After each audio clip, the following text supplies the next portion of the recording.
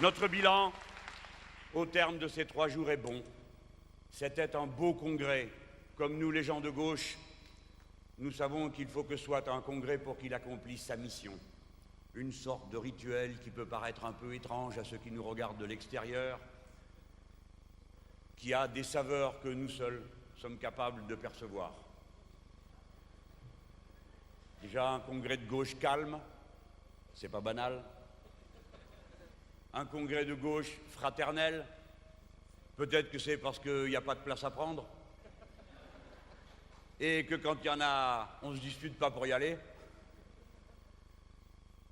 C'est un événement. Mais nous savons que nous ressortons humainement, parce que nous sommes des êtres humains, et non pas des robots, et non pas des pions. Nous sommes des femmes, des hommes, qui donnons du temps, de l'énergie, du cœur à la tâche, et qui, dans cet acte même, non seulement transformons notre patrie républicaine, mais nous transformons nous-mêmes, car l'altruisme, le souci des autres qui fait un programme politique de gauche, commence dans le cœur de la personne de gauche, et à mesure qu'il mène sa lutte, lui-même il se transforme de l'intérieur et devient une personne meilleure. On est meilleur quand on lutte pour les autres, on est moins bon quand on ne lutte que pour soi. C'est la grande leçon philosophique du républicanisme socialiste que nous portons. Alors, oui, nous avons été sensibles au fait que ce que nous faisons est intéressé. Ces nombreuses délégations étrangères venues de tous les continents, la totalité des partis de gauche envoyant des délégations, et puis ces délégations qui nous font rougir d'orgueil par leur présence, qui signalent que nous avons gagné nos galons lorsque nous voyons Annick Coupé au titre de solidaire au premier rang de notre congrès, nous observant,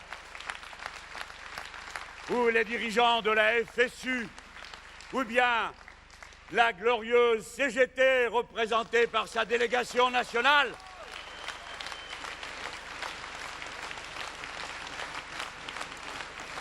Comme je suis fier avec vous et avec Marc, nous ne pouvons nous empêcher d'avoir un petit sourire narquois lorsque nous accueillons avec un plaisir que vous mesurez 53 journalistes différents qui sollicitent leur accréditation, que nous remercions du mal qu'ils se donnent à tâcher de nous comprendre. Et nous leur signalons qu'il y a 2 ans, on disait « ils sont 2 ». Et je disais « ils sont 2 », comme dit Brel dans un aéroport, et on dirait qu'ils sont 1000.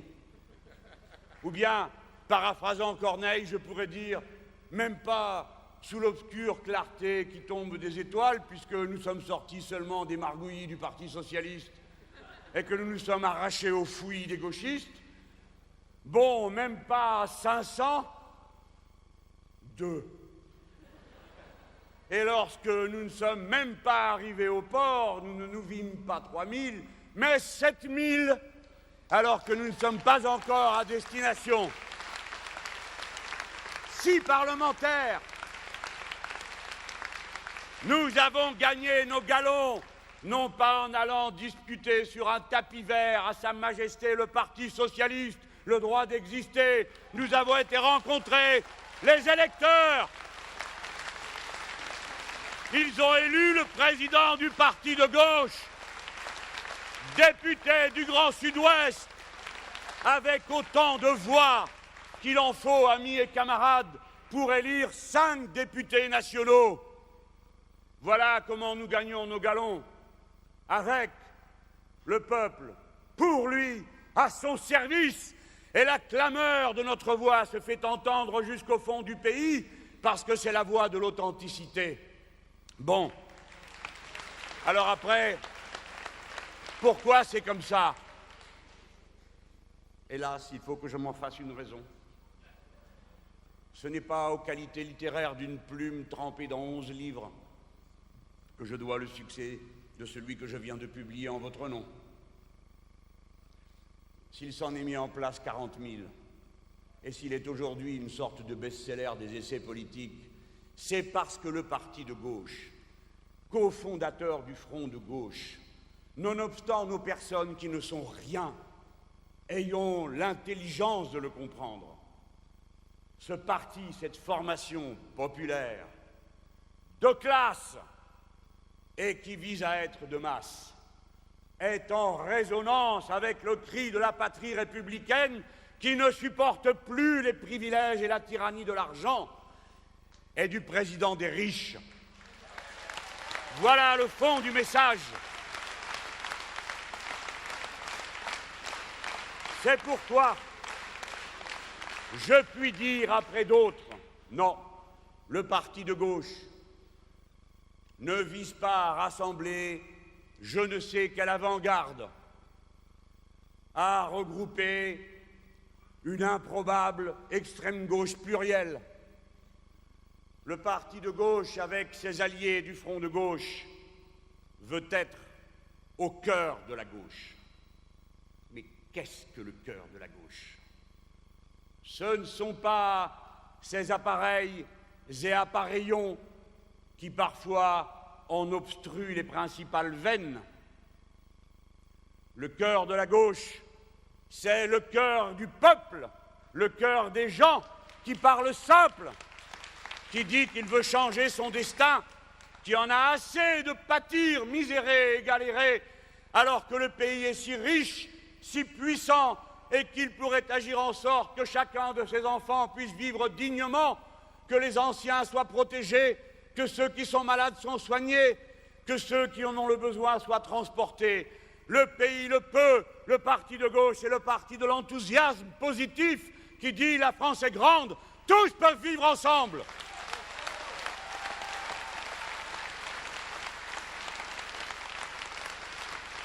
Nous avons pendant 3 jours osé quelque chose, peut-être dans le confort du fait que nous n'avons consacré aucune énergie à nous disputer. Et pourtant, dites-le-vous bien, nous en sommes capables.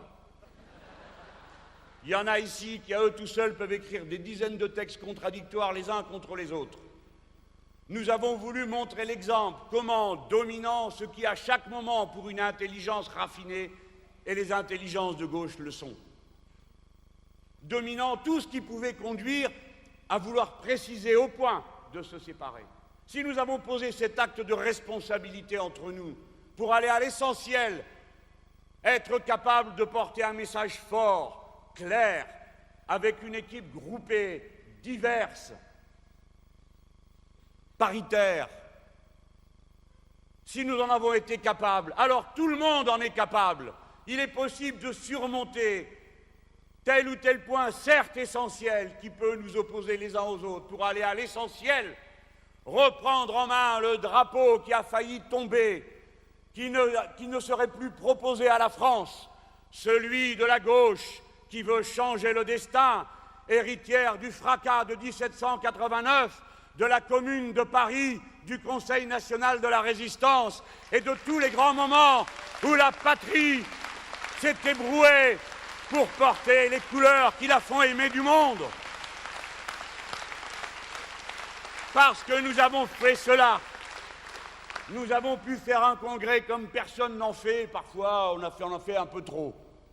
Nous avons donné la parole à 18 intervenants extérieurs, représentants d'associations ou de partis qui ne sont pas membres de notre organisation, qui disaient ce qu'ils voulaient pour nous interpeller et nous obliger, ici ou là, à réfléchir. Regardez, est-ce qu'on en est plus mal après ? Est-ce qu'au contraire, on n'a pas aperçu quelle communauté extraordinaire d'idées, de mots souvent nous rassemble, nous réunit, nous met en mouvement ? Cela doit être plus grand, plus fort que tout le reste. Osez, osez, vous qui nous écoutez, tenter le rassemblement après avoir subi pendant si longtemps la division et l'éparpillement. Osez le rassemblement, car nous sommes la démonstration que cela est possible. Et le Front de gauche, à sa suite, en apporte la preuve. Et puis, nous en étions à cette audace qui profile ce que je voudrais pour notre avenir avec les autres membres de ce congrès. non plus un parti, car nous sommes prêts à dissoudre le nôtre. Nous tendons la main à tous ceux qui sont prêts à construire cette force politique nouvelle avec nous. Nous n'avons pas construit un parti pour construire une clôture de plus avec ses gardes-barrières, ses grimoires. Nous l'avons fait préfigurant un mouvement divers, pluriel, mais rassemblé sur l'essentiel. Et alors, nous avons compris que c'est à nous d'avoir toutes les audaces, d'ouvrir tous les chemins. Nous avons dit tant de choses sur la parité, la mixité. Nous avons pu voir à quel point elle jouait un rôle essentiel dans l'organisation de la lutte des travailleurs et des salariés. Alors, il fallait que dans notre manière d'être, nous incarnions jusqu'au bout cette idée. Pas seulement en faisant ce qui n'est déjà pas si courant, un parti qui est paritaire dans tous ses organes de direction. Nous avons décidé une audace de plus qui fait un pied de nez à ceux qui ont exagéré la personnalisation de ce parti contre notre gré, un pied de nez à ceux qui se sont demandé ce que valaient les alliages que nous faisons dans ce parti creusé, mais en même temps un appel, un signal que nous voulons donner. Camarades, hier soir, le Bureau national, tout récemment élu, a pris une décision dont je crois qu'elle va marquer toutes les organisations politiques de ce pays. Hier soir, nous avons élu non pas un président, votre serviteur, mais 2 coprésidents, Martine Billard et moi-même.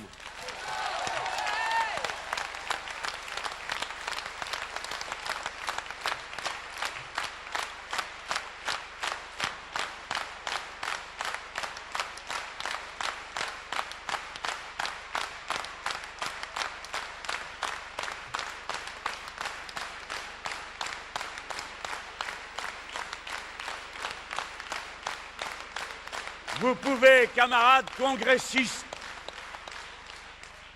et ce sera mon dernier mot, car nous finirions par lasser ceux qui nous regardent et nous écoutent en ce moment, si j'entrais trop dans la vie de notre parti. Je n'y entre que pour montrer ce qu'il peut apporter à tous. Le parti de gauche n'est à l'affût d'aucune aventure avec ses partenaires. Je dis aux socialistes qui nous accablent de leurs argumentaires grotesques qu'il n'y a aucune OPA en cours car rien n'est à vendre et il n'y a pas d'acheteurs.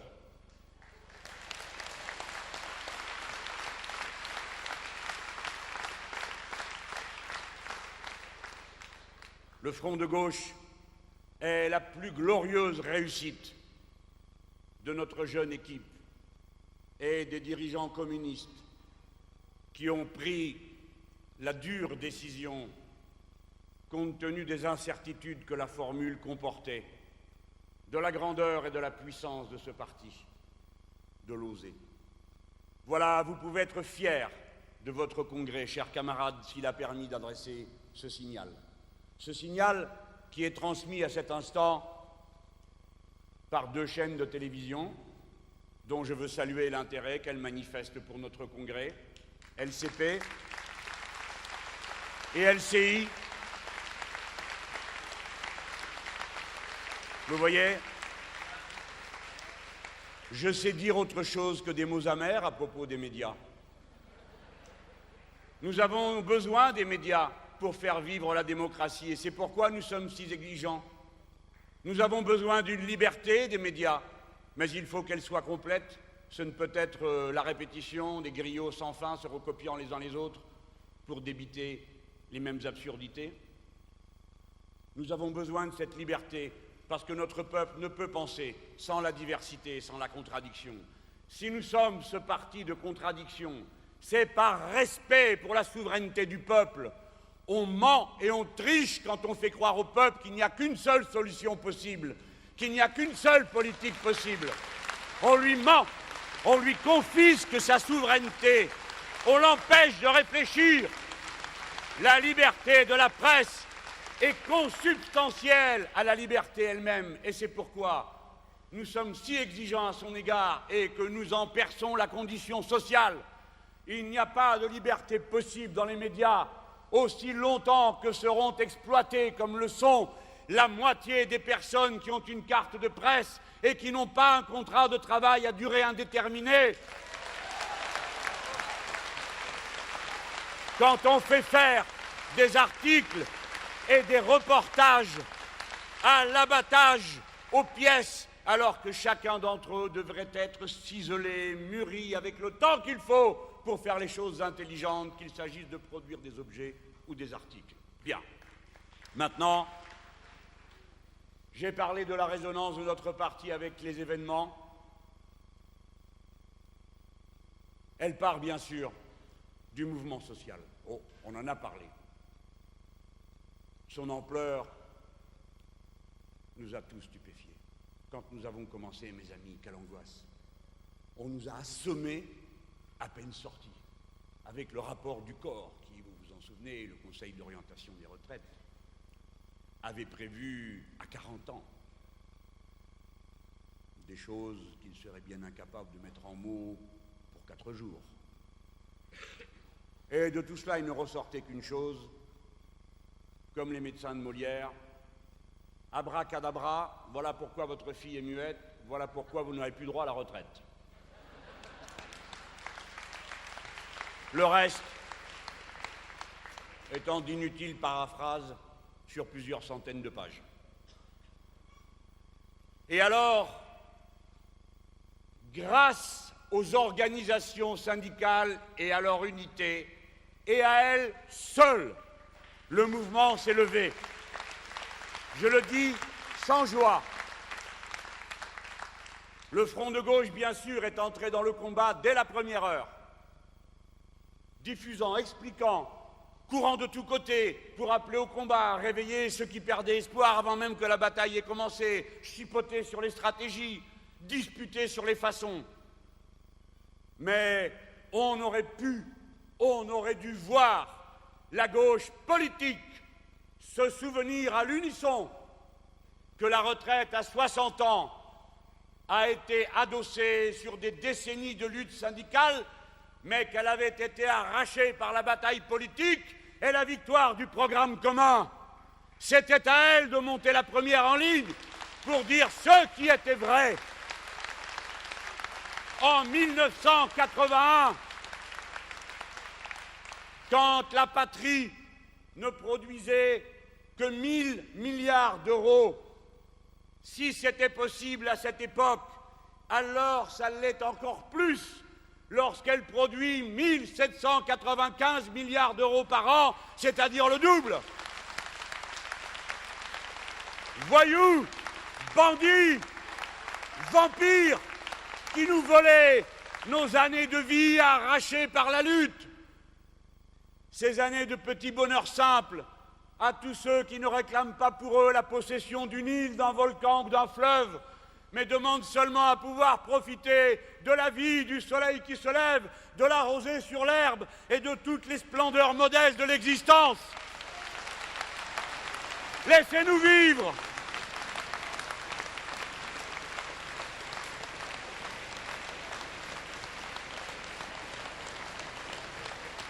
Laissez-nous vivre. Nous aurions honte d'aller quand nous allons et de nous faire servir par plus âgés que nous, et de combien. Nous ne voulons pas voir des gens de 65, 67, 70 ans courbés à la peine et nous servant. Nous préférons nous les servir. Nous sommes prêts à partager. Ce sont nos pères et mères, ce sont nos anciens.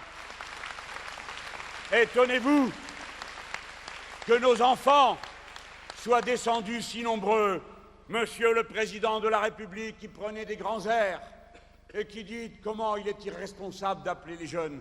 Mais nous sommes fiers que nos enfants soient venus défendre leurs grands-parents.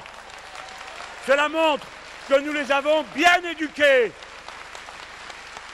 Nous leur avons appris les valeurs essentielles de l'existence. Tu respecteras tes pères et mères et tes grands-parents.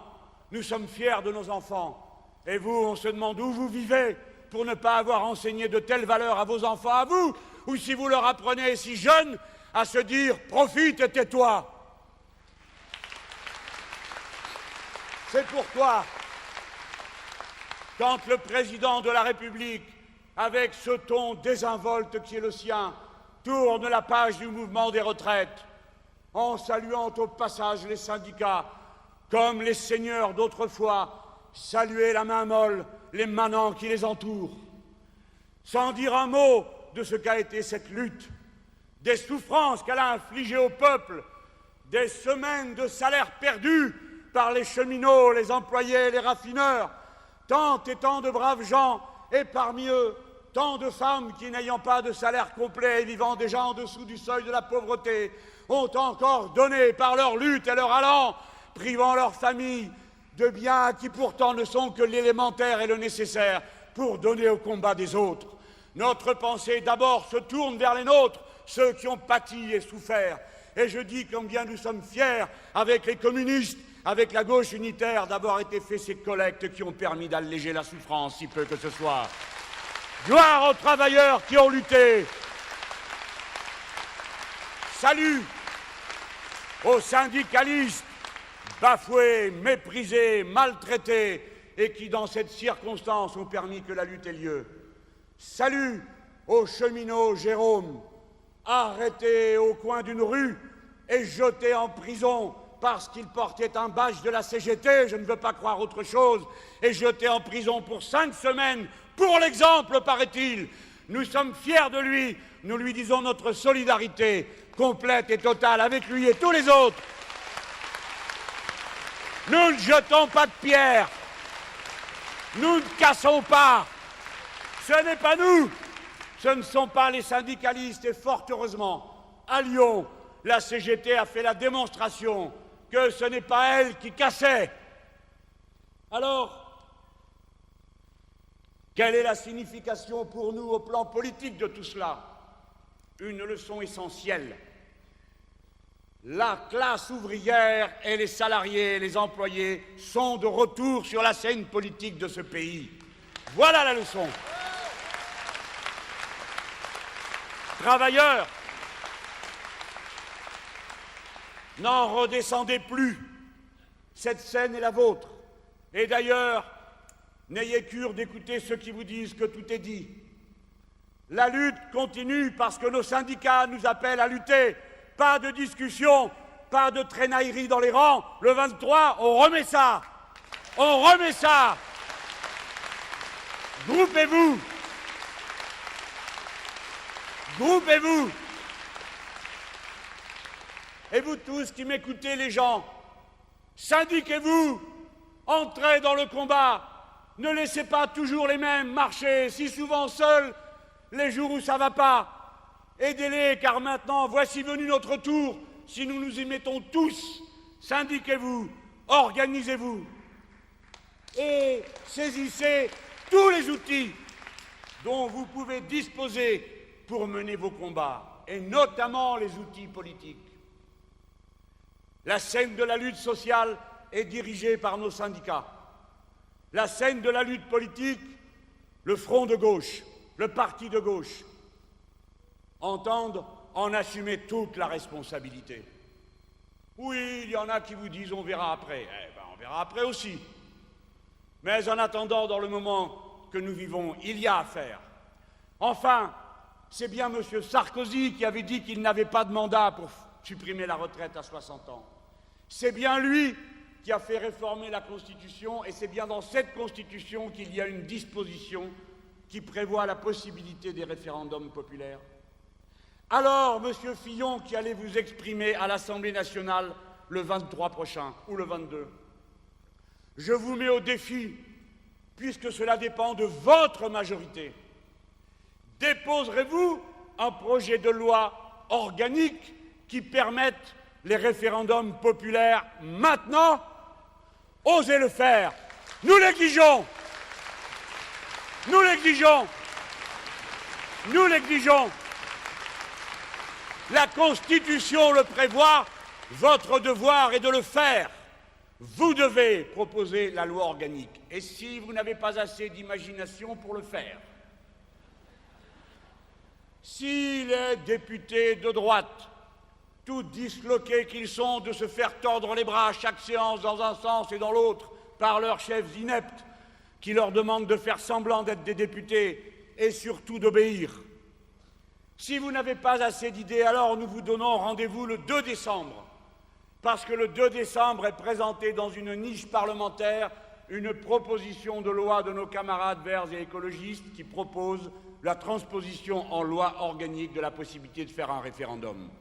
Donc le 3 décembre au matin, c'est-à-dire le lendemain du 2 décembre, soleil d'Austerlitz, il est possible que le peuple s'ouvre lui-même une nouvelle voie de passage par les outils de la lutte politique dont il dispose, c'est-à-dire le bulletin de vote. Nous sommes prêts à aller voter. Et si le peuple français dit qu'il ne veut pas de la retraite à 60 ans, qu'il préfère aller travailler jusqu'à 67 ans, nous nous inclinerons en disant qu'il a tort. Mais nous nous inclinerons, nous, parce que nous nous inclinons devant la décision du suffrage populaire. Le référendum, camarades, aidez à sa préparation. Aujourd'hui, le journal Politis a fait un appel, comme vous le savez, et nombreux sont ceux qui signent cet appel, de plus en plus nombreux. Aujourd'hui, au moins 2 forces politiques, la phase et nous, le parti de gauche, se sont engagés en tant qu'organisation. Mais pour autant, de nombreuses personnalités du front de gauche, communistes, gauche unitaire et autres, ont eux aussi signé cette pétition. Si bien qu'on peut dire que nous y sommes déjà tous. Faites-la vivre, faites-la avancer, faites-la gagner, faites-la signer. Alors j'ai dit, mes camarades, que la classe ouvrière, les salariés, sont revenus, passant par le lieu naturel par lequel elle se constitue, c'est-à-dire la lutte sociale, sur la scène de notre pays. Et le monde entier l'a vu. Le fanal de combat allumé ici a été aperçu fort loin et ressenti comme un encouragement à la lutte. Si ces Français, têtes dures et rebelles, le font, alors pourquoi pas nous, se sont dit tant de gens. Et on comprend pourquoi la France, dans sa caractéristique sociale et politique particulière, représente un enjeu dans le regard du monde. Et comme elle serait grande, comme elle serait entendue, si demain sa voix était celle du grand peuple qui la compose et qui est capable de se faire entendre de nouveau comme chaque fois qu'il l'a fait, et notamment lorsqu'il a ouvert l'ère moderne en 1789. Mes amis, si le peuple est de retour, si la classe ouvrière et les salariés qui en sont l'essentiel sont de retour, il faut qu'ils fassent leur retour politique. Il y a pour cela des rendez-vous prévus. Il est puéril, il est enfantin de croire qu'on peut enjamber les rendez-vous avec le suffrage universel. C'est tout le contraire dans notre tradition politique. La souveraineté politique du peuple est la condition absolue de son émancipation sociale, a dit Jean Jaurès, et nous n'en changeons pas un mot. Nous ne contournerons pas l'élection présidentielle de 2012. Oh, bien sûr, nous ne sommes pas de ceux qui disent « rendez-vous en 2012 et d'ici là, fermez-la ». Ou bien « rendez-vous en 2012 et d'ici là, consommez pour tout potage le spectacle de notre zoo combatif où des animaux divers s'affrontent, dont nous sommes conviés à admirer les pelages et plumages différents au milieu de la cacophonie pour tous. Je sais bien, de toute façon, que peut-être la vie n'attendra pas 2012. Personne ici ne peut dire que la crise financière que les États-Unis d'Amérique ont déclenchée par un recours monstrueux et sans précédent à la planche à billets faisant pour eux-mêmes ce qu'ils interdisent à tous les autres de faire, via leur garde-chiourme des banques centrales, c'est-à-dire se rachetant eux-mêmes leurs dettes et injectant 600 milliards que personne n'a produits, pour essayer de relancer une production qui n'a pas redémarré et qui a au contraire régressé, alors même qu'ils avaient fait 2 injections massives de pseudo-dollars bidons, comme nous l'a très bien décrit hier notre camarade Jacques Généreux. Personne ne peut dire que cet immense nuage de papier, comme celui de Tchernobyl, ne finira pas par retomber dans le sol de la réalité. Personne ne peut dire qu'avant 2012 n'aura pas lieu ce que nous craignons par-dessus tout, tel ou tel avatar de la catastrophe écologique qui menace le monde, qu'il s'agisse des incidents liés à la mutation et au changement climatique, ou bien qu'il s'agisse des avatars de l'utilisation inconsidérée de l'énergie nucléaire par les êtres humains dans des conditions dont on ne cesse de répéter que si elles sont aujourd'hui, grâce à la ferveur des travailleurs qui en ont la responsabilité, d'un haut niveau de sécurité, il suffirait qu'une seule fois un accident se produise et en un seul jour la catastrophe rattraperait toutes celles qui n'ont pas eu lieu auparavant.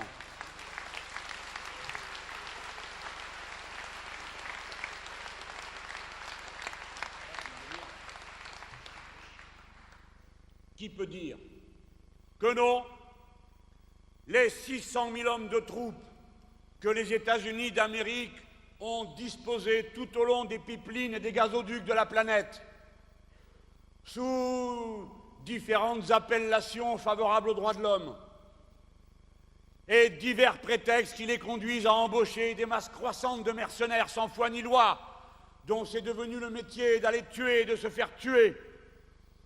Qui peut dire que ces 700 bases, qui peut dire que ce soi-disant bouclier antimissile qui revient à aliéner l'indépendance et la souveraineté des pays qui consentent à faire semblant de se réfugier dessous, qui peut dire que cet arsenal guerrier qui consomme à lui tout seul autant de dépenses militaires que tout le reste de la planète et qui, avec ses alliés, parmi lesquels les pays de l'OTAN, consomment 80% des dépenses militaires du monde. Qui peut dire qu'une étincelle ici ou là ne viendrait pas à mettre de nouveau le feu à ces brasiers mal éteints qui partout couvent et qui, comme vous le savez, sont d'autant plus aptes à s'enflammer que, comme nous l'a dit Jean Jaurès une fois de plus, le capitalisme porte la guerre comme la nuée porte l'orage. Qui peut dire que ce monde instable, rendu dangereux par l'activité humaine et la folie politique, par l'empire menaçant, source de la plupart des difficultés que connaît le monde, qui peut dire que tout cela ne viendrait pas plus tôt que prévu convoquer les peuples au rendez-vous de leur destin collectif? Qui peut dire que ce régime inepte, cette 5e République réformée 20 fois depuis sa création, dont on a cessé de nous vanter la prétendue stabilité, alors qu'elle a été changée une fois par an en moyenne au cours des 10 dernières années, sans que le peuple soit jamais invité une seule fois à donner son avis, sinon pour le quinquennat de funeste mémoire. Qui peut dire que cet attelage extravagant d'un omniprésident qui vient de se réinventer un fusible Premier ministre qu'il avait auparavant beaucoup utilisé comme un collaborateur de 2e classe. Et le voilà recyclé, pour une fois c'est écologique, dans une fonction nouvelle à laquelle il semble qu'il a lui-même un peu de mal à croire. Non pas qu'il n'en ait pas l'envie, le pauvre, mais c'est que c'est un tel bazar. Nous savons bien, ayant vu le président de la République avec méthode et obstination, pendant toute la lutte, dans les moments les plus durs de la mobilisation sociale, agir d'une manière incroyable dans une démocratie pour effacer tout ce qui était entre lui et le mouvement social, brutalisant l'Assemblée nationale, réduisant le débat à une caricature qui fait honte au pays qui a inventé la République.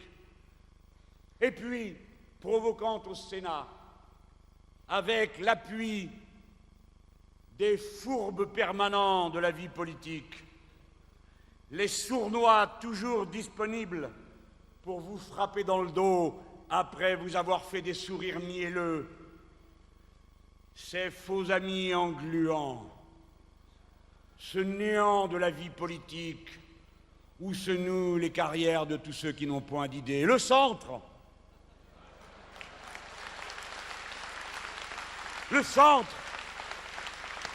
qu'on appelait autrefois la droite non gaulliste, qui ne sont parfois ni de droite, ni de gauche, ni de gauche, ni de gauche. Enfin, qui ne sont ni de gauche, et que d'aucuns pourtant vont, à la faveur d'interminables danses du ventre toujours recommencées, cajoler. Eh bien, c'est grâce à eux qu'a pu être joué ce mauvais tour à la représentation nationale, alors même que le règlement du Sénat ne le permettait pas de brutaliser et d'interrompre la discussion du Sénat dans des conditions telles que même le président de droite du Sénat a eu tellement honte qu'il n'a pas présidé la séance finale de cette mascarade. Alors, ce président-là, qui a effacé tout ce qui était entre lui et l'image qu'il se fait de sa grandeur et de sa splendeur, cet homme-là a fragilisé à mort les institutions. Qui vous dit qu'avant 2012, un petit coup de Clearstream, une réminiscence de vedette de Taïwan, à moins que ce soit telle ou telle rétro-commission qui sont aujourd'hui dans l'actualité et empuantissent l'atmosphère, le régime tout entier ne soit pas précipité dans le néant auquel le voue de toute façon le propre du peuple qui trouve que tout ceci est répugnant et sent très mauvais. Mais c'est la démocratie elle-même qui est menacée. Je le dis avec fierté aux Manuel Valls et autres Jean-Paul Huchon. Ce n'est pas le parti de gauche, ce ne sont pas ces militants qui sont un danger pour la démocratie et qui sont pires que l'extrême droite. C'est ceux qui font le lit de l'extrême droite par des pratiques politiques qui soulèvent un dégoût universel.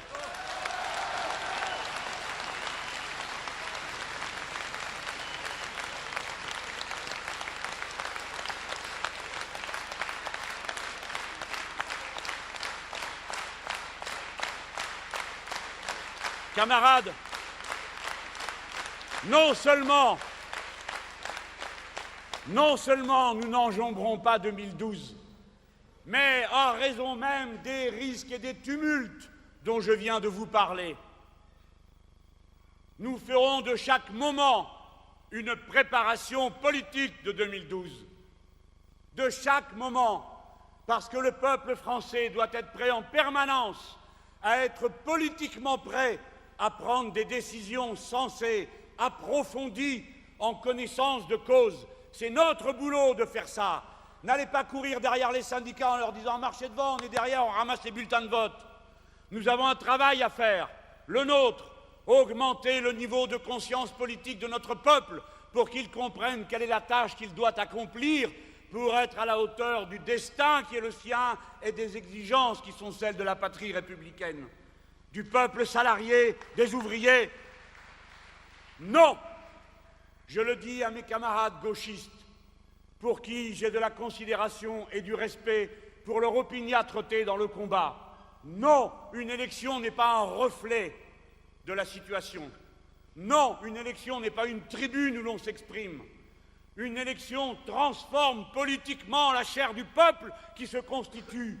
L'individu, l'homme ou la femme singulier, qui, dans le secret de sa famille, assis à sa table après avoir écouté les réunions et tâché de comprendre quelque chose à ce qui se dit dans le poste ou à la télé, regarde les professions de foi et tâche de faire pour le mieux, c'est-à-dire pensant le bien de tous, car telle est la grandeur, la splendeur, l'immense portée de la démocratie politique en République. Chacun est appelé à penser le bien de tous. La femme, l'homme qui regarde ses bulletins de vote et prend sa décision, ne le méprisez pas parce qu'il a du mal, ne le méprisez pas parce que vos bobards accumulés lui rendent la tâche de compréhension plus difficile.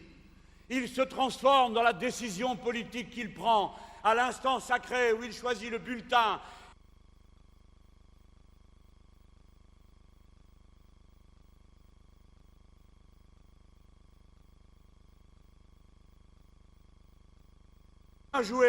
Tu as déjoué tous les pièges, les mensonges, les bobards. Nous voici regroupés, et c'est le peuple tout entier, dans son collectif, qui se transforme par cette somme d'actes, qui n'est dès lors plus des actes individuels, mais un acte collectif.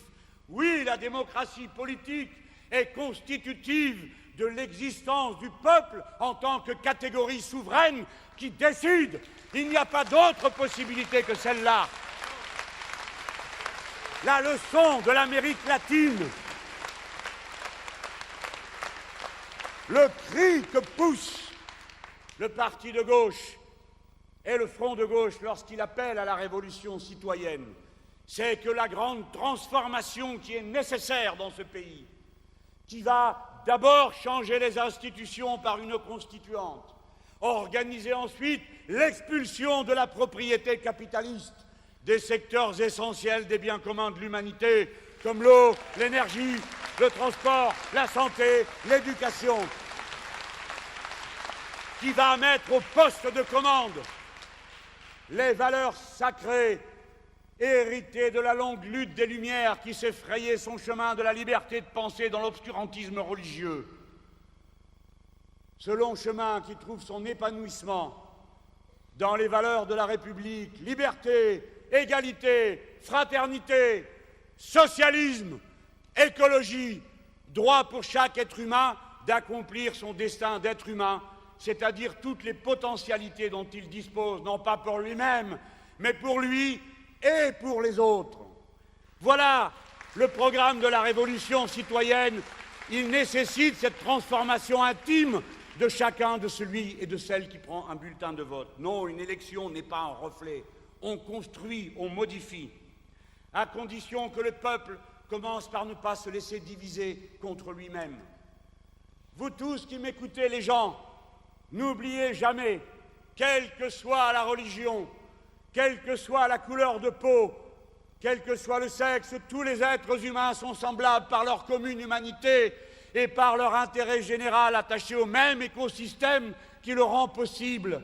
Ne vous laissez pas diviser par les poisons du racisme et de l'antisémitisme, ces lèpres de l'esprit qui vous opposent les uns aux autres au moment où vous devez vous rassembler et qui, commençant votre chemin vers l'universel, vous obligent à régler la question sociale qui est la plus grave de celles qui vous divisent et vous opposent entre ceux qui ont tout et ceux qui mènent la guerre pour des petits riens. Ne vous laissez pas diviser. Ne vous laissez pas diviser par les intrusions de la religion dans l'espace politique. Le parti de gauche vous appelle à une exigence laïque intransigeante. Pas de religion dans la sphère publique. Que chacun, dans le secret de son cœur, prenne, d'après ce qu'il croit essentiel, les décisions qui lui semblent s'imposer à son esprit, mais qu'ils viennent sur la place publique avec des arguments qu'on puisse discuter, comparer, vérifier, et non avec des vérités révélées qui sont de l'ordre intime. Ne vous laissez pas non plus diviser par des solidarités contre nature. Petits paysans, cessez de vous laisser manipuler par les grands agrariens qui dominent l'agriculture de ce pays et conduisent l'agriculture à la ruine.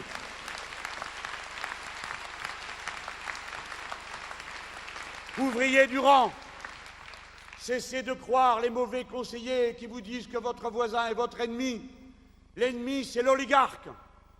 Travailleurs des médias à statut intermittent, pressés comme des citrons, brutalisés. Ne vous laissez pas entraîner par des corporatismes que les médiacrates gravés d'argent comme des tiques vous appellent à pratiquer contre ceux des vôtres qui lèvent les fanaux de combat. Ne vous laissez pas diviser, cherchez quel est le chemin de votre rassemblement. Si vous voulez que votre pays retrouve la place qui est la sienne et donne à chacun la part qui légitimement lui revient. Le rassemblement commence par le refus de ces petites misères de division dans lesquelles on tâche de vous entraîner. Et enfin, Français, ne vous laissez pas expulser de votre droit à décider. Et je parle d'abord de votre souveraineté nationale. Il n'y a pas de souveraineté populaire possible. Il n'y a pas de souveraineté possible du peuple si vous vous laissez dicter vos décisions de l'extérieur par des instances qui n'ont été élues par personne. Non, nous n'avons rien à faire à être entraînés dans les guerres de l'OTAN. Le parti de gauche, comme les autres partis du front de gauche, appelle de la manière la plus claire qui soit à se retirer du commandement intégré de l'OTAN. Nous n'avons rien à y faire.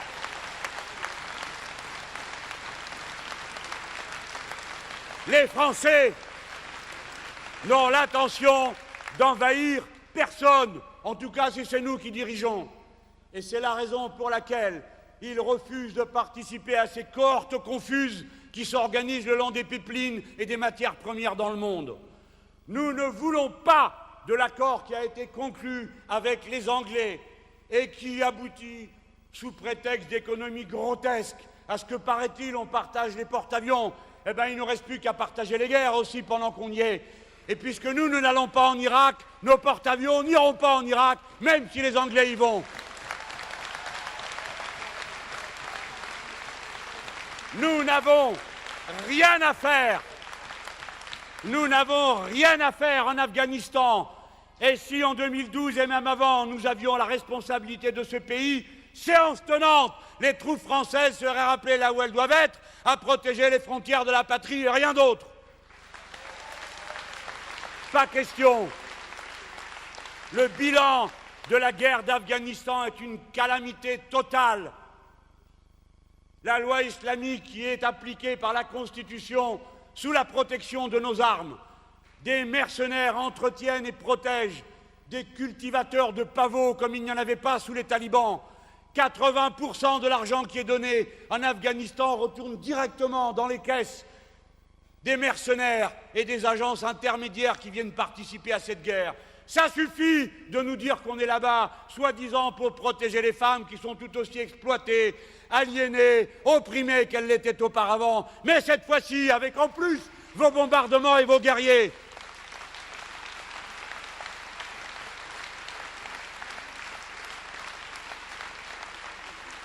Nous ne sommes pas d'accord et nous sommes en opposition, peut-être le seul parti dans ce pays qui en parle, pour que la France, sous couleur d'Europe, participe à la constitution du grand marché transatlantique qui en 2015 doit aboutir, sans qu'on en ait parlé une seule fois devant le peuple français, à l'abolition de tous les droits de douane et tous les empêchements de circulation des capitaux et des personnes entre nous et les États-Unis d'Amérique. Nous ne voulons pas du grand marché transatlantique. Nous sommes un peuple libre. Nous ne voulons pas que notre gouvernement, lorsqu'il sera en place, ait à partir de conditions de suggestion, de soumission plus grandes aux États-Unis d'Amérique que l'étaient le Venezuela, la Bolivie, l'Équateur, avant qu'ils aient commencé, parmi d'autres, leur tâche de libération sociale et nationale. Nous ne voulons pas. Alors oui, je vous ai parlé du peuple, je vous ai parlé de la souveraineté, je marche au bord du toit. Peuple, populiste. Souveraineté populaire, ils ne retiennent que souveraineté nationaliste. J'aurai droit à tout, mais quoi? On va quand même pas parler avec les mots des autres, non? Sinon, mon discours dure 30 secondes. Vous le connaissez.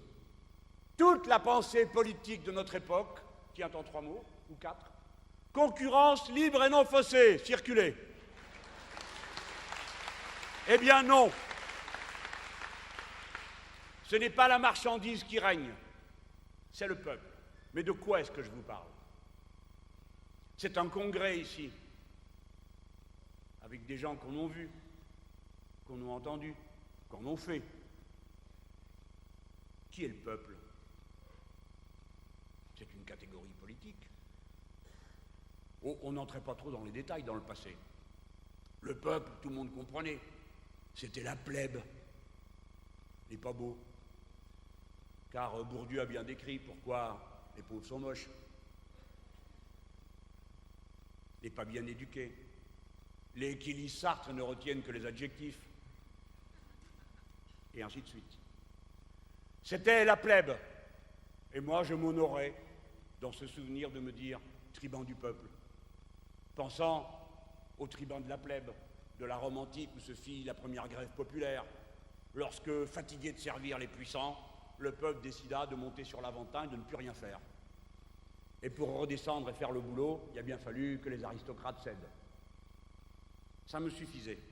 Et puis, ensuite, nous, la gauche, nous avons montré que le peuple, c'était le prolétariat, les travailleurs, les salariés. Et comme cette condition sociale a bougé, elle en était le cœur. Venaient des secteurs, des éléments des classes moyennes, des gens instruits, qui venaient aider le combat de la classe ouvrière. Pour terminer, le salariat a occupé toute la population active. Lui qui était au départ un archipel d'ouvriers dans un océan de paysans et de petits commerçants. Aujourd'hui, la totalité, quasiment des Français, vit en ville ou en milieu rural urbanisé. 80-90% de la population. Imaginez-vous qu'au début du siècle précédent, c'était même pas le 40%. Aujourd'hui, 100% ou 99, quelque chose de la population est salariée. Autrefois, c'était une minorité. Et c'est donc normalement qu'on est passé de l'idée du prolétariat comme classe populaire essentielle à une autre idée, celle d'une alliance à l'intérieur de cette catégorie entre les classes moyennes et les classes populaires. C'était, au fond, je l'ai connu de près, le projet du mouvement socialiste. Il le réalisait à sa façon, dans l'alliance avec le Parti communiste, et il y avait un programme, le programme commun qu'il incarnait. Et puis, sous les coups du capitalisme, dans l'incapacité où nous avons été d'opposer une ligne de résistance, notamment parce que les principaux instruments de la résistance internationale, de ceux qui représentaient le socialisme, se sont effondrés. D'un côté, l'URSS et le camp socialiste, de l'autre côté, la social-démocratie et l'internationale socialiste, dont les derniers vestiges lamentables règnent en Grèce. Président de l'internationale socialiste qui résiste environ 3 minutes à la pression des banques, ce qui n'est même pas la tenue au feu d'un matériau comme du papier. Alors, il a fallu subir, et nous avons été mis en déroute, il faut le reconnaître, jusqu'au point que dans certains pays, la gauche elle-même a été rayée de la carte. Elle s'est d'ailleurs elle-même coupé la gorge avec enthousiasme pour ressembler à une improbable classe moyenne dont elle ne s'était pas aperçue qu'elle était elle-même dévorée par un phénomène nouveau. Ce phénomène nouveau, c'est la précarité. La précarité n'est pas à côté du système, elle n'est pas à sa marge, elle n'est pas un inconvénient provisoire entre deux emplois, elle est structurelle. C'est l'avenir promis à toutes les catégories sociales du pays, aussi bien les prolétaires, travailleurs, employés, salariés, ouvriers, mais aussi aux classes moyennes, et c'est le fait nouveau, ingénieurs, architectes, communicants, enseignants. Tout le monde est menacé par la précarité, la peur de la précarité, la présence de la précarité au cœur du salariat modifie la condition de la lutte.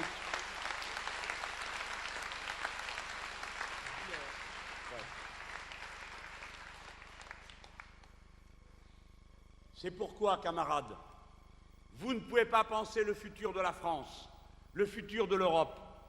Vous ne pouvez pas penser l'action de gauche en faisant comme si vous parliez à des travailleurs sous statut qui se demandent comment ils vont améliorer leur position sociale, comme si vous parliez aux classes moyennes triomphantes des années 70 ou 80, chacun s'imaginant que demain, son avenir, ce serait, après avoir fait le bon mariage et acheté la jolie petite maison, de savoir si on prend un chien et un chat ou seulement un chien, et d'avoir le nombre de beaux enfants que tout le monde a envie d'avoir pour le bonheur de la vie. Ce n'est plus ça la réalité. La réalité, c'est quelque chose dans lequel les statuts explosent, la précarité est partout, et ils s'en vantent. Madame Parizeau a dit, eh bien, puisque l'amour est précaire, le travail aussi. Mais non, nous on veut l'amour toujours.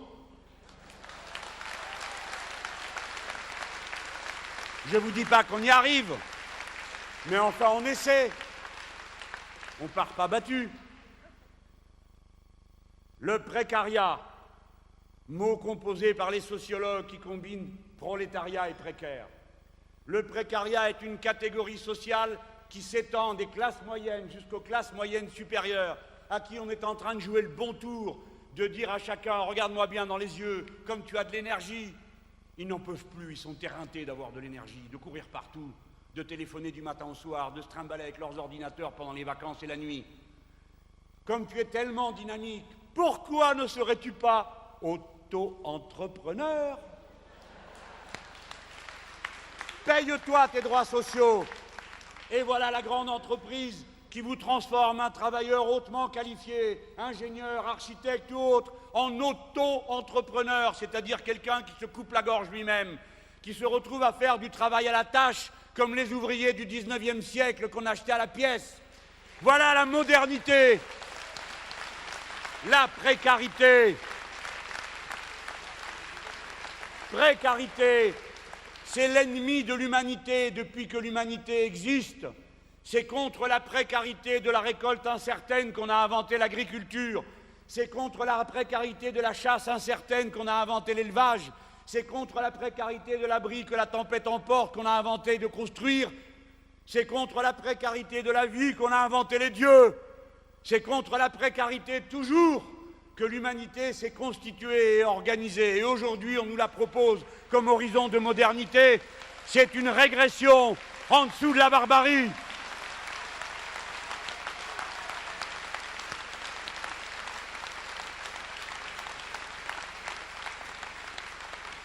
Écoutez, vous autres, le parti de gauche est le parti qui mettra fin à la précarité. Et si quelqu'un veut me demander où nous allons trouver l'argent, je le renvoie à Jacques Généreux, on sait où il est.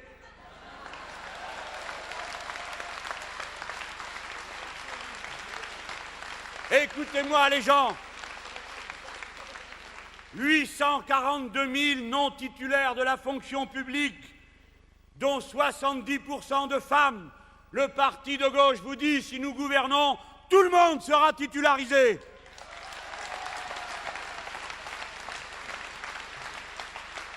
Travailleurs, salariés, employés, qui vivaient aujourd'hui dans l'angoisse de ce qu'hier on appelait des contrats atypiques, qui sont maintenant tellement nombreux que c'est le CDI qui fait figure d'exception. 23% des employés du pays sont en CDD, intérim, contrat aidé, que sais-je encore. 2 100 000 emplois en CDD. 50% des salariés de 25 ans sont en situation précaire. 1,4 million de personnes subissent le temps partiel. Et à chaque fois, c'est toujours 70, 60, 80% de femmes qui sont astreintes à ce régime dans lequel il n'y a pas d'avenir, il n'y a pas d'horizon. Sinon dans le patriarcat forcé.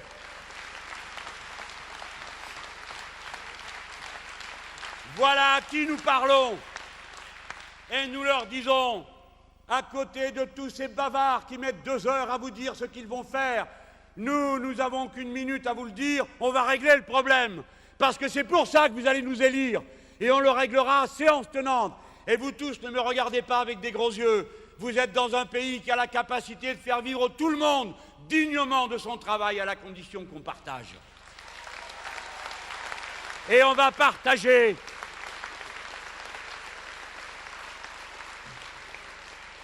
Et peu me chaud à qui vous me comparez.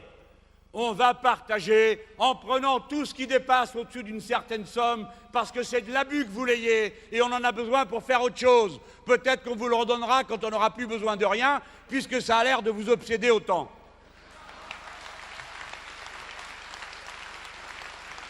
la précarité de la situation sociale, mais la précarité de la condition humaine.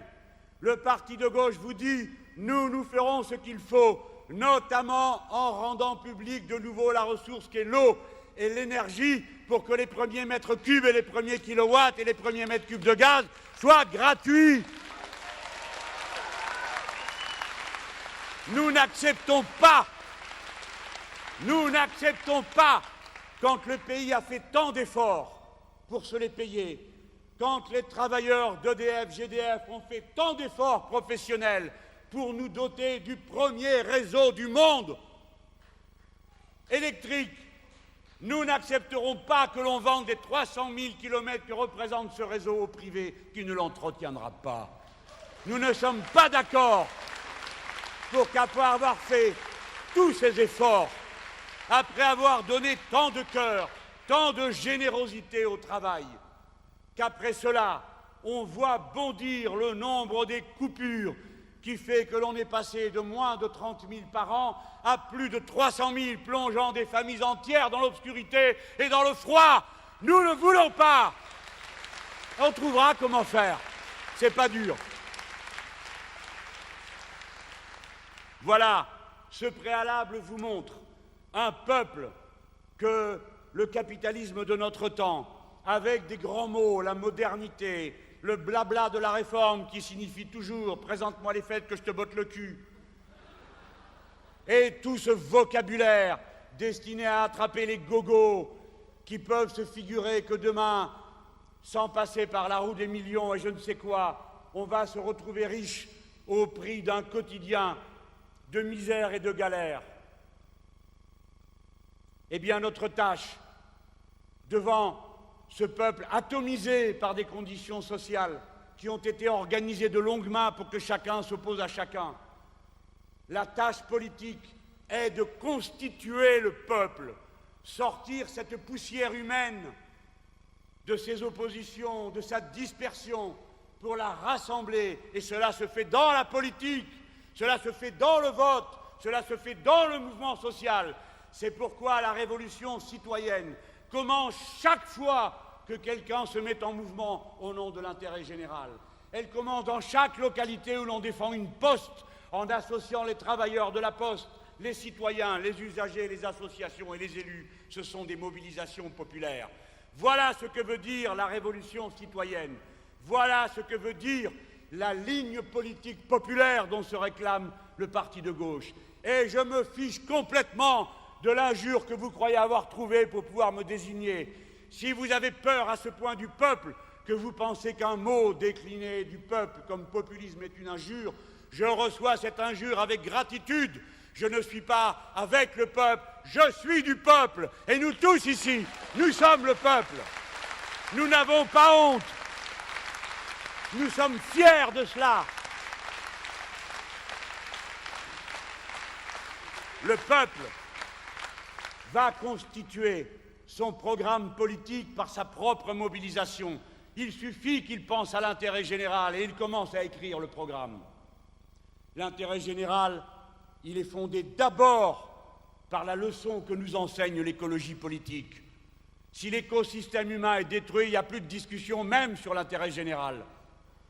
Par conséquent, la bataille socialiste, la bataille de gauche, la bataille républicaine est ordonnée, elle est alignée par la prise de conscience de l'exigence de l'écologie politique.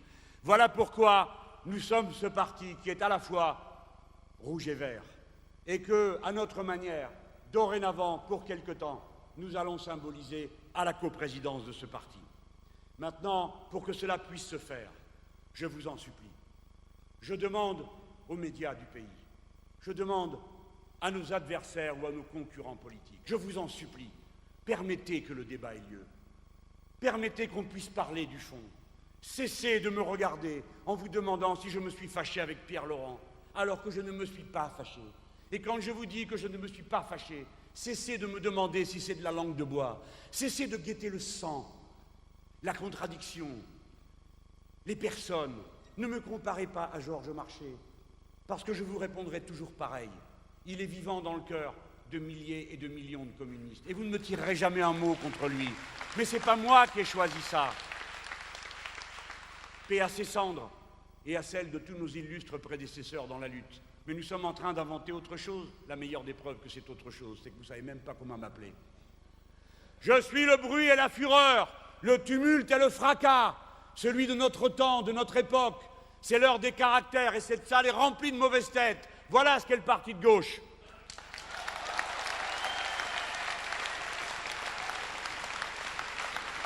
Permettez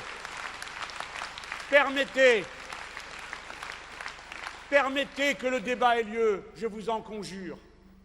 Chers camarades socialistes, permettez que le peuple tranche entre vous et nous. Bien sûr, vous êtes très grands, très beaux, très intéressants. Vos disputes sont exquises. Je les ai bien connues. Tout cela est passionnant, nous le reconnaissons. Nous savons que vous parlez mieux que nous. Vous avez fait les grandes écoles et tout, même qu'on ne comprend rien des fois, même qu'on pose la question, on ne se rappelle plus ce qu'on a demandé quand on entend la réponse. Nous ne discutons pas ça. Simplement, respectez le peuple. Au lieu de me traiter de pire que Le Pen, venez et dites, cet homme-là et celui-ci et celle-là et cela-là, vous mentent. Ils disent, eux, les socialistes, venez voter pour nous la retraite à 60 ans avec 42 annuités de cotisation, c'est-à-dire pas de retraite à 60 ans. Mais ils ont le droit, camarades, ils ont le droit. Et ils ont le droit de nous démontrer pourquoi nous, quand nous disons la retraite à 60 ans, à taux plein et sans augmentation des annuités, parce que 40 ans c'est déjà trop, il faut qu'ils nous montrent pourquoi nous avons tort. Pourquoi la proposition de loi que nous avons déposée ensemble avec le Parti communiste français n'est pas juste. Honorez le débat, ayez le courage de vos positions, Monsieur le Président de la République, lorsque vous dites que les comptes seront en équilibre alors que vous savez que ce n'est pas vrai. Osez dire aux Français que la manière avec laquelle ils seront en équilibre, c'est le retour au plein emploi, parce que si vous réembauchez d'une manière ou d'une autre 3 millions de personnes au cours des 10 prochaines années, il n'y a plus de déficit des caisses des retraites. Mais vous ne croyez pas vous-même à ce que vous dites aux Français quand vous dites « grâce à ma politique, l'emploi va revenir ». Parce que si vous y croyez, vous ne seriez pas en train de faire cette réforme. Alors je pose la question, oui ou non, parce que nous, notre position est connue, oui ou non, faut-il sortir de la Ve République et organiser une constituante? Oui ou non, camarades socialistes, camarades écologistes, camarades du parti de gauche, oui ou non? Oui ou non, vous qui avez à l'Assemblée voté la proposition de loi qu'ont proposé Martine Billard et Marc Dolé et les camarades du Parti communiste français en faveur de la planification écologique. Oui ou non, organise-t-on cette grande bifurcation qui fait appel à l'intelligence de tout notre peuple, aux ingénieurs, aux techniciens comme aux ouvriers pour changer le modèle productif et d'échange, qui fait appel à ce qu'il y a de meilleur en nous et qui donc va dépouiller le capital de ses surprofits, parce que la bifurcation du modèle productif pour passer du point où il se trouve aujourd'hui au point où il doit être demain doit changer les machines, les moyens de transport, les infrastructures, et que tout ceci sera pris sur la plus-value et donc ne se transformera pas en profit. L'écologie politique appliquée par la planification écologique est incompatible avec le capital financier. Il n'y a pas de capitalisme vert. Oui ou non?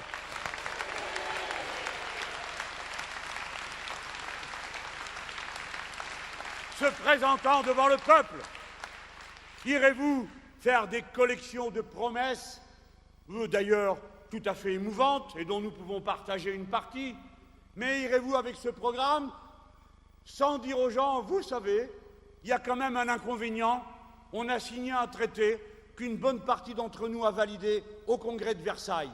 Vous ne pouvez pas faire la première ligne, le premier mot, ce qui est écrit sur vos papiers, tant que vous êtes dans le cadre du traité de Lisbonne. C'est la raison pour laquelle il faut en sortir. Mais en sortir en femme et en homme d'État qui respectent la parole de la France, qui a été donnée contre notre gré, mais qui a été donnée. Oui, en femme et en homme de gouvernement. Nous ne nous opposons pas au traité de Lisbonne par idéologie, mais du fait des conséquences de ce traité sur la forme particulière du génie national des républiques en France, qui fait que l'État chez nous et le service public jouent un rôle constitutif de notre identité nationale avec laquelle elle se confond. Qu'est-ce que c'est être français? C'est la carte d'identité, point barre, plus la sécurité sociale, la SNCF, EDF, GDF, et voilà. C'est ça. Eh bien, ce traité le rend impossible. Nous le ferons par des votes. Nous demanderons aux Français de voter pour savoir s'ils sont d'accord pour que soit resocialisé un certain nombre de grands services et certains d'entre eux redevenant des monopoles de la collectivité. Et si les Français votent, alors leur vote sera respecté. Et nous dirons à nos partenaires, vous qui avez accepté l'opt-out pour que les Anglais puissent continuer à infliger aux travailleurs anglais des règles sociales plus dures même que celles que l'Europe prévoit, nous demandons l'opt-out pour les Français, c'est-à-dire la capacité de sortir nos services publics de la concurrence libre et non faussée. Enfin, j'achève en ce qui concerne les interpellations que je fais, notamment aux socialistes. Oui ou non doit-on sortir d'Afghanistan? J'ai lu votre texte, chers camarades socialistes. Vous dites que si vous revenez aux affaires,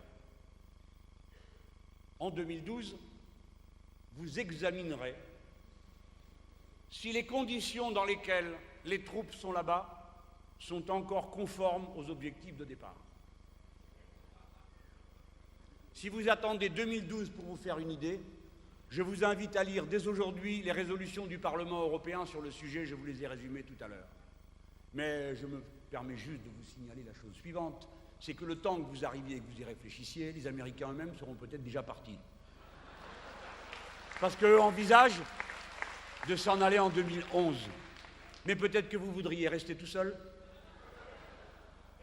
Comment un aussi grand parti peut-il s'abaisser à proposer aux Français un destin aussi confus? Comment des partenaires qui comportent tant de gens intelligents dans leur rang peuvent-ils être incapables de se faire aujourd'hui une idée sur la situation en Afghanistan et sur les raisons réelles pour lesquelles les Américains s'y trouvent? Qui est-ce qui croit encore qu'on a déployé la plus formidable armada dans laquelle se soient engagées les troupes européennes pour faire autre chose que garder les pipelines? Qui est-ce qui croit que ceux qui ont fait l'attentat du 21 septembre, du 11 septembre, se trouvent encore là-bas? Est-ce que vous n'êtes pas au courant que le mollah Omar s'est enfui à motocyclette le jour même de l'invasion et que vous n'avez retrouvé ni le mollah ni la motocyclette? Allons, vous vous moquez du monde. Vous vous moquez du monde. Vous saoulez les pauvres peuples en leur infligeant une souffrance et un sacrifice sans aucun espèce d'objet connu de lui. Alors il faut sortir d'Afghanistan et il faut quitter le commandement de l'OTAN, oui ou non? Voilà les 5 questions que je pose aujourd'hui. Il faut que j'achève. On a beaucoup parlé ce matin du front de gauche. Oublions un instant les aspects organisationnels. Regardons le fond de l'idée. Qu'est-ce que c'est le front de gauche? C'est l'idée d'un front du peuple, un front populaire, dans les conditions du XXIe siècle. C'est un front social. Et c'est pourquoi je veux dire combien je crois que nous sommes tous d'accord pour dire ça. Le front de gauche, c'est l'expression politique, la continuation sur le champ politique des batailles que l'on commence sur le plan du rapport de force sociale. Il n'y a pas 2 mondes séparés. Ce n'est pas parce que les syndicats ont la responsabilité de mener le mouvement social que pour autant les syndicalistes, lorsqu'ils se lèvent le matin, oublient pour certains d'entre eux qu'ils sont membres du parti de gauche et de combien d'autres partis et des fois pas de parti du tout. Les syndicats rassemblent, quelles que soient les opinions politiques de ceux qui y adhèrent, quelle que soit leur religion, tous les travailleurs, c'est ça leur force. Mais nous ne rassemblons pas tout le monde, nous rassemblons ceux qui partagent avec nous les objectifs politiques que nous proposons à tout le pays. Le front de gauche se propose donc pour tenir la première place. Comme le peuple, nous lui proposons de tenir la première place avec son programme. Alors il faut renoncer à l'idée de parler de nous comme des supplétifs de circonstances auxquels Sa Majesté, d'ailleurs on ne sait pas laquelle c'est, à gauche, de temps à autre octroie le confort d'un strapontin la joie de je ne sais quoi. Ce n'est pas comme ça que les choses se passeront dorénavant. Il y a un nouvel interlocuteur politique, il s'appelle le Front de gauche, constitué d'un ensemble de partis qui entendent être respectés et qui se feront respecter. Je mets en garde tous ceux qui, combinant des alliances totalement inacceptables, se présentent aux prochaines élections cantonales, qui sont le premier tour de l'élection présidentielle, car nous allons les politiser pour ce qui nous concerne, nous, le parti de gauche. Je les mets en garde. Chaque fois qu'ils réalisent contre des sortants du Front de gauche une coalition des écologistes et des socialistes pour obtenir de passer devant et ensuite de nous imposer de renoncer à nos positions. Je vous mets en garde solennellement, nous ne laisserons pas faire ce type de coalition qui divise la gauche et la meurtrisse. Que chacun ait l'honneur de ses couleurs. Nous allons bravement au combat, derrière nos sortants, avec nos entrants, que chacun en fasse autant. Et alors on pourra demander de nous de la discipline et du regroupement. Mais chaque fois que nous aurons été agressés, nous vous disons d'avance que la réponse de ce que nous allons faire ne vous est pas connue et vous feriez bien de réfléchir à la stratégie. L'union d'abord, l'union d'abord, l'union d'abord.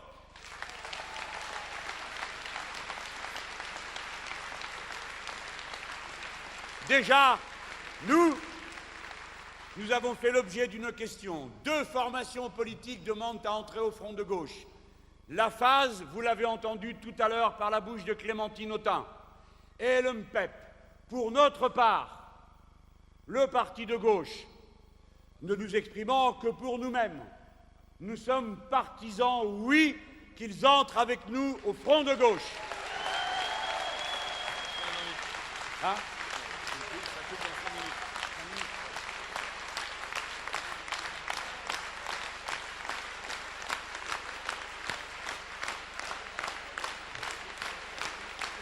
Quant au reste, vous avez entendu Pierre Laurent tout à l'heure. Je dis comme lui, le Front de gauche ne participera à aucune coalition contre nature. La gauche a eu à répondre à une grande question. Qui va payer? Du capital ou du travail? Et quand on dit le travail, il ne suffit pas de l'écrire sur une feuille de papier. Il faut s'en donner les moyens sociaux et politiques. Il faut être capable de gouverner face et contre le système financier international, et nous savons le faire. Nous ne sommes pas un Papandréou constitué en front. Nous ne capitulerons pas, nous ne céderons pas si vous nous donnez les clés de ce pays et que vous décidez de le gérer avec nous. Voilà le message essentiel que nous portons au peuple français, celui de la détermination. Et vous autres, dans les localités, dans les entreprises, n'attendez plus les consignes, agissez, faites par vous-même, constituez partout des fronts de gauche, ne demandez la permission à personne, faites-le, bon sang, maintenant assez parlé, à l'action. Mes amis, notre congrès va éteindre ses lumières. Nous allons rentrer à la maison, le cœur plein d'enthousiasme, j'en suis sûr, avec une très grande fatigue. Je pense que ce qui nous donne de la force, ce qui nous donne de l'énergie, c'est l'idée que, si petits que nous soyons, les uns les autres, traversant les bonheurs de l'existence et parfois les rudes malheurs, personnels, intimes ou collectifs, nous savons cependant à chaque instant que chacun de nos actes nous rattache à une longue et grande histoire. Le parti de gauche n'enlève rien à personne. J'ai regardé dans une enquête, on nous donne flatteusement à 7% d'intention de vote. C'est une enquête. Mais dans la même enquête, on donnait Olivier à 4,5.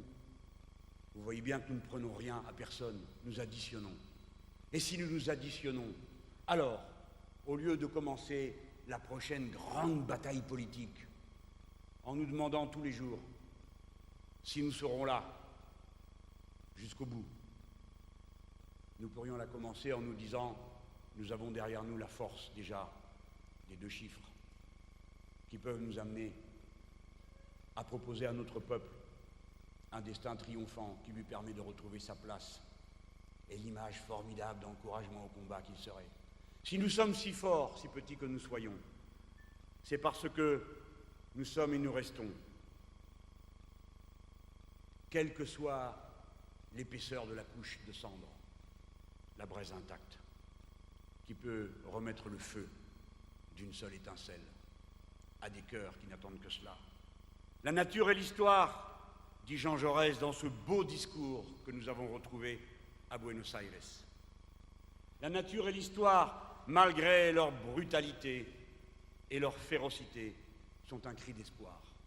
Et nous, femmes et hommes de gauche, unis sans nous connaître par la cause commune, liés à nos maîtres, à nos prédécesseurs dans la lutte glorieuse, nous pensons que le moment est venu pour nous d'assumer la responsabilité, de proposer non pas des condiments, des accessoires, mais l'essentiel. Nous sommes capables d'emmener le peuple français mieux que ne le fera jamais le FMI, même s'il nous prête son directeur. Nous sommes capables de mener le peuple français plus dignement, parce qu'il se sera rassemblé à chaque instant. Nous sommes capables de le mener ô combien plus haut que jamais il entraînera l'appétit féroce et cupide de ceux que représente le président Sarkozy. Chers camarades, chers amis, en avant sur ce beau chemin. Il est maintenant ouvert. Chacun d'entre nous en constitue à la fois le moyen et l'étape.